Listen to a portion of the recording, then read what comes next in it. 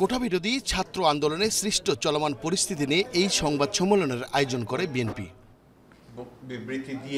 ব্রিফিংয়ে বিএনপির মহাসচিব মির্জা ফখরুল ইসলাম আলমগীর বলেন, সব দলকে নিষিদ্ধ করে রাজনীতি বিবর্জিত একদলীয় শাসন প্রতিষ্ঠা করতে চায় সরকার।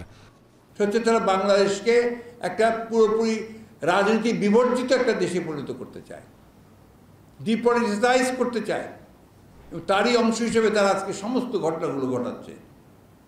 আর আমি আগেও বলেছি যে তাদের লক্ষ্য একটা, তারা এই দেশকে আবারও সে আগের মতো সমস্ত দলকে নিষিদ্ধ করে দিয়ে তারা একদলীয় শাসন ব্যবস্থা বাকশালের মতো একটা প্রতিষ্ঠা করতে চায়।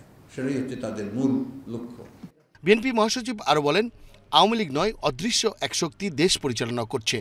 প্রতিনিধিত্বমূলক সরকার না হলে তো আপনার এই সমস্যার সমাধান হবে না।